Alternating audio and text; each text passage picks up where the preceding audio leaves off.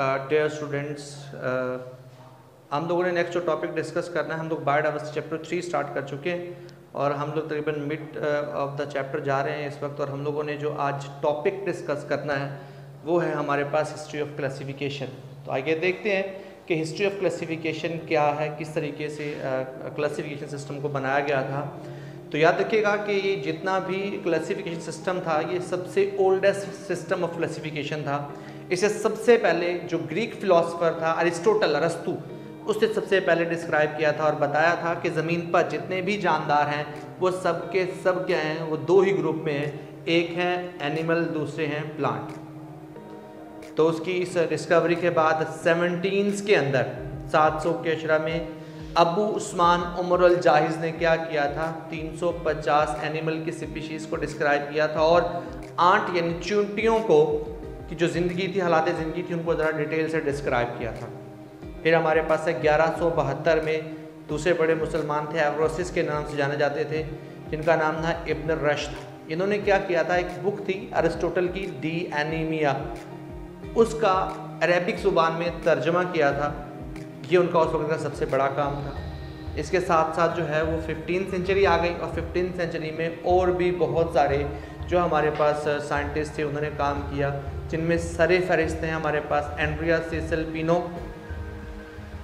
John रे, Augustus रिवाइंस, टोर्नीफोर्ड और हमारे पास लास्ट में बनते हैं कार्लस लिनियस। ये 15 से लेके 16 और 17 सेंचुरी के दरमियान तक इन्होंने वर्कआउट किया था।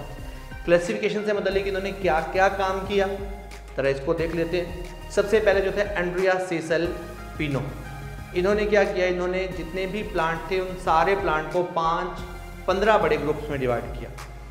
15 बड़े ग्रुप्स में जब डिवाइड किया तो उसने उन ग्रुप्स को जेनरा का नाम दे दिया। इसके बाद जो नेक्स्ट हमारे पास हैं वो जॉन रे जो हैं वो उन्होंने क्या किया था, इस सारे काम को पब्लिश किया था, पब्लिशर था, उसने सारे काम को पब्लिश किया। फिर आता है अगस्टस रिवाइनस, उसने क्या किया था, उसने किया था ये था कि ऑर्डर का और हमारे पास जो लेवल था उसको उसने क्या किया था, डिस्क्राइब किया था, डिस्कवर किया था। नेक्स्ट वन जो है उसके बाद हमारे पास जो था वो था हमारे पास अगस्टस रिवाइंस के बाद टोर्नीफोर्ड है। टोर्नीफोर्ड ने जो है वो हमारे पास 2 टैक्सॉन दरियाफ्त किए थे। एक था हमारे पास स्पीशीज़ का टैक्सॉन था और दूसरा जो था वो हमारे पास ऑर्डर का टैक्सॉन। और इन टैक्सॉन्स को डिस्कवर करने के बाद लास्ट में जो बचते हैं वो हमारे पास कौन है, वो थे हमारे पास कार्लस लिनियस। कार्लस लिनियस इसलिए मशहूर था कि इसने सबसे पहला किंगडम बनाया, फितरत को तरतीब देने के लिए 3 किंगडम बनाए थे, जिसमें थे मिनरल्स, वेजिटेबल और एनिमल्स को उसने स्टार्ट में क्लासीफाई किया था। और उसने फिर यही वाले जो जिसमें आर्डर, फैमिली, जेनस, ऑर्डर, इस 5 बेसिक जो टैक्सॉन है इनको यूटिलाइज़ किया था अपने इस किंगडम सिस्टम में। लेकिन जो कार्लस लिनियस की वजह शोहरत है वो ये है कि इसने साइंटिफिक नाम देने का कंसेप्ट भी दिया था और आज भी इसके उसी साइंटिफिक नेम को लेकर चला जाता है। याद रखिएगा, हमेशा जो बायोलॉजिस्ट हैं वो एक ही वर्कआउट करते हैं, वो क्या काम करते हैं, ऐसा सिस्टम लाने की कोशिश करते हैं जिससे किसी जानदार से मुतल्लिक ज़्यादा से ज़्यादा इंफॉर्मेशन कलेक्ट की जा सकती हो, ऐसे सिस्टम को लॉन्च करने की कोशिश करते हैं। तो यहाँ भी ऐसी ही कंडीशन आई जिसमें उन्होंने क्या किए, सबसे पहले जो है वो 2 किंगडम सिस्टम बनाया, फिर उन्होंने 3 किंगडम सिस्टम बनाया, फिर उन्होंने 5 किंगडम सिस्टम बनाया। अब 2 किंगडम सिस्टम में क्या इशू था, जो 3 किंगडम सिस्टम बनाना पड़ा, 3 किंगडम सिस्टम में क्या ड्रॉबैक्स थे कि हमें 5 किंगडम सिस्टम बनाना पड़ा। और ये सिस्टम की बुनियाद क्या थी, देखते हैं। देखें जी, सबसे पहले जो है वो 2 किंगडम सिस्टम बनाया गया। It was an oldest system of classification.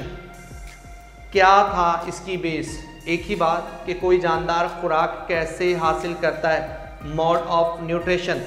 इस ग्रुप के मुताबिक, इस किंगडम सिस्टम के मुताबिक तमाम ऐसे जानदार जो अपना ऑर्गेनिक फूड या इनऑर्गेनिक फूड जो है वो डायरेक्टली ऑब्टेन कर सकते हैं या खुद बना सकते हैं या फोटोसिंथेसिस कर सकते हैं, उन्हें ऑटोट्रॉफ का नाम दे दो और उन्हें किंगडम प्लांटी में रख दो। दूसरा group on the other hand क्या था, जो अपनी खुराक को तैयार नहीं कर सकते थे बल्कि वो दूसरे हेटरोट्रॉफ पर इन्हसार करते थे, दूसरों से अपनी खुराक हासिल करते थे, वो सारे हेटरोट्रॉफिक मोड ऑफ न्यूट्रिशन वाले जानदार थे, उन्हें किंगडम एनिमिलिया में रख दें। इस किंगडम के मुताबिक जो बैक्टीरिया थे, जो फंजाई थे, इन सारे जानदारों को भी कहाँ रखा गया? किंगडम एनिमिलिया में रखा गया था। उस वक्त के टैक्सोनॉमिस्ट क्या कहते थे कि हमें इस पर एतराज़ है यूग्लिना जैसे जानदारों को देखकर। यूग्लिना एक ऐसा जानदार था उस वक्त जो कि पौधों की तरह प्लांट लाइक क्लोरोफिल भी रखता था, और वो मोड ऑफ न्यूट्रिशन में जब अंधेरा होता था वो हेट्रोट्रॉफिक हो जाता था। प्लांट में सेल वाल होती है, यूग्लिना में सेल वाल भी नहीं थी। तो ये जो डिफरेंस था वो इस डिफरेंस की वजह से कहते थे कि 2 किंगडम सिस्टम ठीक नहीं है, हमें एक किंगडम सिस्टम और ऐड करने की ज़रूरत होगी, क्योंकि इसमें यूग्लिना जैसे जानदारों की जगह नहीं है। और अभी भी जो हमारे पास बैक्टीरिया हैं वो पहले कहाँ हैं? किंगडम एनिमिलिया में रखे गए थे, क्योंकि ये प्रोकैरियोटिक यूकैरियोटिक में अभी तक डिस्क्राइब नहीं हुए थे, इसलिए हमारे पास 2 किंगडम सिस्टम अनवर्केबल पाया गया। फिर क्या किया गया? फिर बनाया गया 3 किंगडम सिस्टम। अब वो 3 किंगडम सिस्टम में क्या था? 1866 में अर्नेस्ट हैकल ने ये जो एतराज़ था यूग्लिना वाला उसको ठीक किया किंगडम प्रोटिस्टा बनाकर। इसने यूग्लिना को उठा कर रख दिया किंगडम प्रोटिस्टा में, और प्रोटिस्टा में ऐसे जानदार रखे जो यूग्लिना जैसे थे।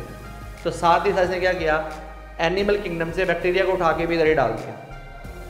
अभी भी जो प्रॉब्लम ये था कि अभी तक यूकैरियोटिक प्रोकैरियोटिक सेल करती है, प्लांट सारे ऑटोट्रॉफ्स होते हैं और फंजाई तो हेट्रोट्रॉफिक, एब्जॉर्प्टिव हेट्रोट्रॉफ्स है। तो इसका मतलब ये है कि 3 किंगडम सिस्टम भी वर्केबल नहीं था। 2 और 3 किंगडम सिस्टम की जो बेस थी वो एक ही बात थी, वो क्या था? मोड ऑफ न्यूट्रिशन, कि कोई जानदार कैसे खुराक हासिल करता है। फिर इस किंगडम सिस्टम को भी ख़त्म करके बनाना पड़ा हमें 5 किंगडम सिस्टम।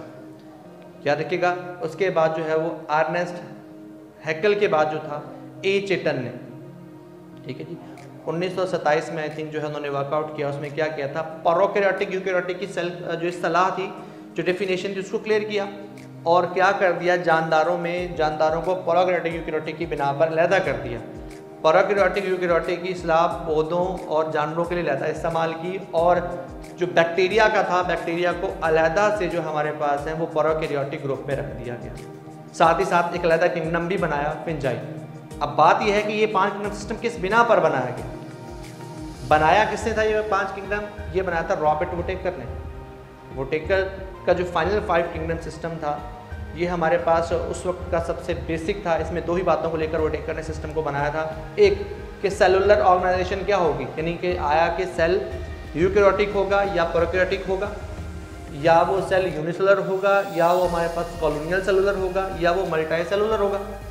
दूसरी इंपॉर्टेंट बात थी कि उनके मोड ऑफ न्यूट्रिशन क्या है, आया कि वो ऑटोट्रॉफ होंगे यानी फोटोसिंथेसिस करने वाले होंगे, या वो हेट्रोट्रॉफ है। तो किस किस्म के हेट्रोट्रॉफ है? एब्जॉर्प्टिव हेट्रोट्रॉफ है या इंजेस्टिव हेट्रोट्रॉफ है? इन 2 बातों को लेके, 2 बातों को बेस बना के रॉबर्ट वुटेकर ने क्या किया था? इस किंगडम सिस्टम को बाकायदा तरीके से क्लासीफाई कर दिया 5 किंगडम में। किंगडम मोनेरा बनाया गया, किंगडम प्रोटिस्टा बनाया गया, kingdom fungi, kingdom Animalia, kingdom plant. फिर हमारे पास जो है वो टाइम ड्यूरेशन है 1988 में। 2 औरतें थी, एक का नाम था मार्गरेट, दूसरे का नाम था श्वार्टिस। इन्होंने क्या किया? इन 2 बातों को यानी मोड ऑफ न्यूट्रिशन और सेलुलर ऑर्गेनाइजेशन के साथ साथ ऐड अप कर दिया। किसको? एक तीसरी बात को, जेनेटिक्स को, जिससे क्या हुआ? क्लासिफिकेशन करना और भी ज़्यादा बेहतर आसान हो गया। इस वक्त जो हमारे पास सबसे लेटेस्ट मॉडर्न जेनेटिक्स को इंक्लूड किए हुए 5 किंगडम सिस्टम है, इसी को ही हम लोग पढ़ते हैं और इसी की क्लासिफिकेशन में ज़्यादातर जानदारों के दरमियान सिमिलैरिटीज़ और डिफरेंसेस को क्लियर किया जाता है। तो ये है हमारे पास प्रोस्पेक्टिव हिस्ट्री ऑफ क्लासिफिकेशन, किस तरीके से क्लासिफिकेशन का काम आहिस्ता आहिस्ता बढ़ते बढ़ते जो है वो नॉर्मली 20वीं सेंचुरी तक कंप्लीट हो चुका था।